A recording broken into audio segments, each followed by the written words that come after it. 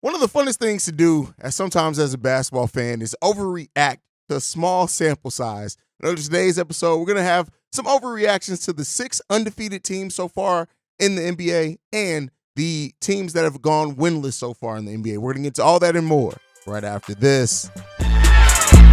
Welcome to the number one place for your daily basketball news and analysis, NBA Central. What's going on, basketball fans? Welcome to another episode of NBA Central, your number one spot for everything basketball related. I'm the host here, Haize. Make sure you guys are following the channel at NBA Central Pod on every social media platform we happen to be on. With that being said, let's go ahead and get to the content. So I want to talk about the undefeated team so far in the NBA and just kind of some of the observations from them. Not really overreactions. I may have overstated that a little bit in the intro, but just kind of evaluations and kind of looking at the teams that have undefeated so far and why, right? So you have the Orlando Magic, surprisingly enough, that are undefeated in the Eastern Conference so far. And this is a team that I think a lot of people have seen the potential in the Orlando Magic. Still a very flawed team, right? I just want to be clear on that. And, you know, I don't expect this team to really make a lot of noise. Now, that could change, right? We'll see. But so far, they have wins over Houston and Portland, two teams that are absolutely struggling. And we'll actually talk about those teams. Those are two of the teams that have gone winless so far. But they do have Franz Wagner and Cole Anthony leading the team in scoring thus far. Now, the Orlando Magic, the schedule so far hasn't been extremely tough for them by any stretch of the imagination. I don't know too many people who would say or even allude to the Orlando Magic having a tough season so far, right? But when you look at some of the things that have just gone into it, right? Franz Wagner's averaging 21 points per game. Cole Anthony, fresh off his new deal, averaging 19 points per game. But kind of some of the players that you expect to be more like so far, Paolo Banchero is only averaging 13 points per game. That is what it is on 31 minutes per game. While Wendell Carter is averaging 8.5 rebounds per game, he's only averaging like 8 points per game on top of that. And that's with him starting and getting 26 minutes per game as well. Listen, the Orlando Magic are a team that absolutely are probably going to have some upsets, some tough wins on the season, but I don't really think that them going undefeated so far really means anything, which is not what I can say about the next team, and that is the Indiana Pacers.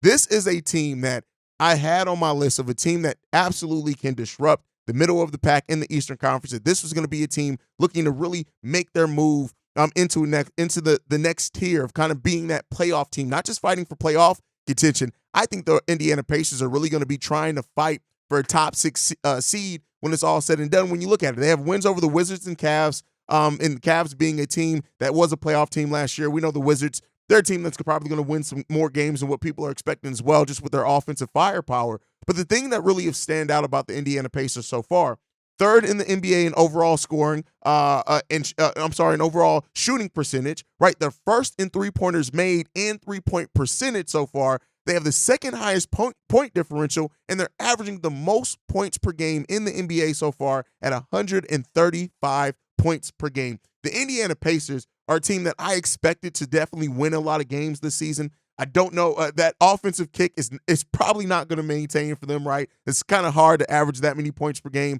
over the course of a full season. But when you look at it, Tyrese Halliburton, 20 points per game and 12 assists per game is Tyrese Halliburton chipping in, as well as a block per game. Tyrese Halliburton is absolutely balling out. And then you look at the other players kind of rounding out their scoring. They're really balanced after that. You got Aaron Naismith, Miles Turner, Benedict Matherick, and Bruce Brown all averaging over 15 points per game. In that type of scoring attack, when you have players and you can go that deep into getting quality scoring from that team, listen, that is a team that's going to be hard to beat. Listen, and listen, I didn't even mention Jalen Smith averaging 13 points per game coming off the bench for them, averaging 13, 4, and 2 as far as that when it comes down to it. Like, he is balling out. He's averaging 13 points per game, 7 rebounds, 1.5 assists coming off the bench as a big for that team.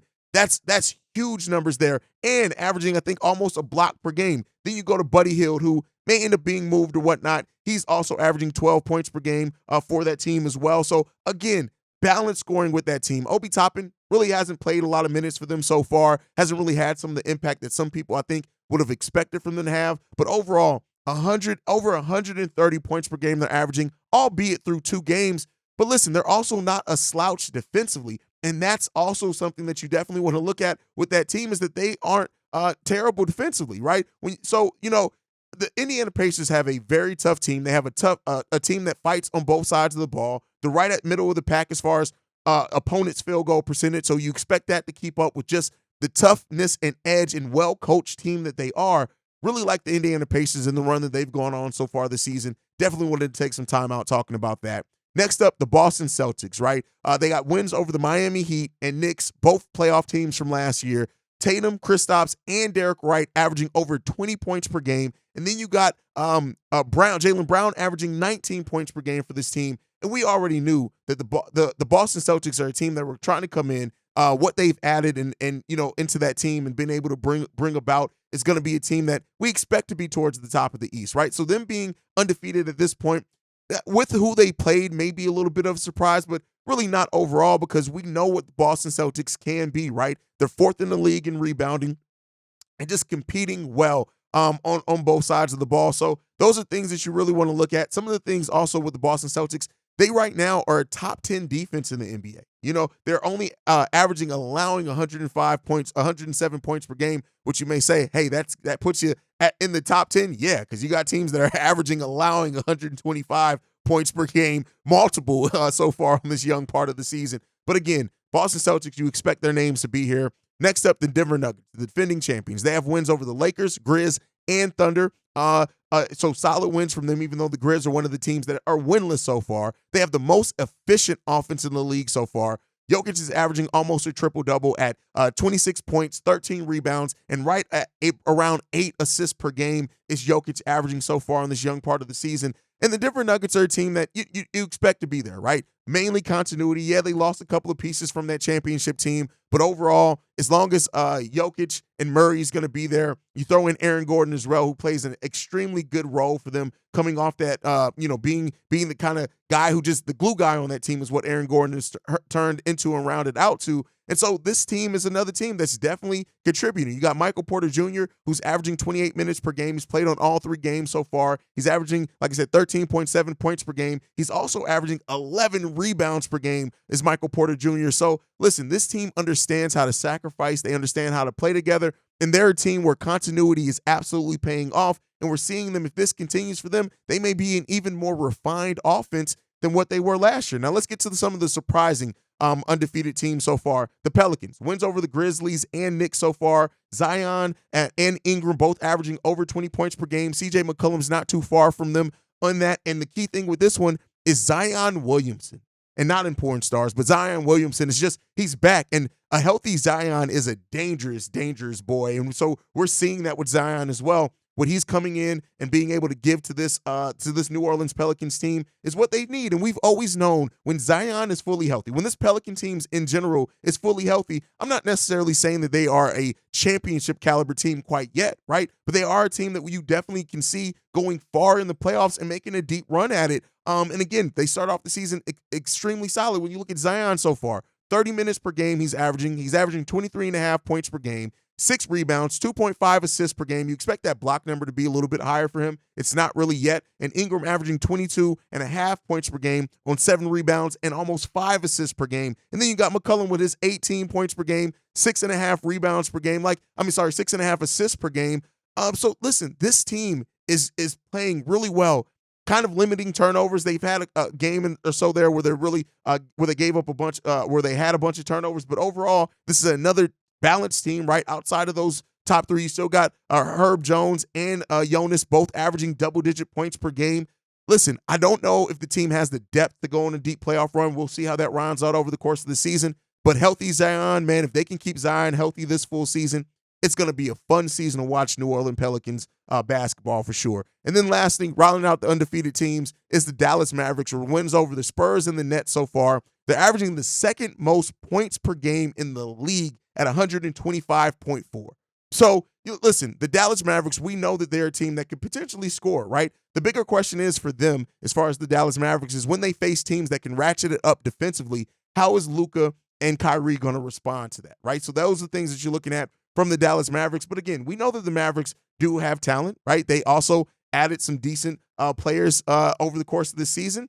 And, Luka's being Luka right now. Luka's averaging through 2 games 41 points per game, 11 rebounds, and 8.5 assists per game. That's hard to stop. You got Kyrie averaging 19.5 points per game, 6 assists, 4.5 rebounds. And then you do have other players stepping up. Tim Hardaway Jr. right now coming off the bench, averaging 18 points per game. Derek Lively, their rookie there, who I really like a lot on this team, he's averaging 12.5 points per game, 6 rebounds, and 1 block per game as a rookie. And he's not fouling a lot, only averaging 2 fouls per game. And we know with young bigs, it's really, they usually foul a lot. Again, it's the young part of the season, but you're looking up in those areas. So Grant Williams also on this team, averaging 11 points per game, 6 rebounds per game, and kind of just doing the dirty work that you expect and they need him to do. So we'll see how this team continues to perform. But right now, the Dallas Mavericks are looking pretty good, and we'll see if they can continue looking that good, though, right? That's always the question. But on the flip side of that, we've looked at the undefeated teams. Let's look at the teams that have gone winless so far on the NBA season. And there are some surprises here, right? Not too in the middle, not too big of a surprise, but Brooklyn Nets being winless so far, right?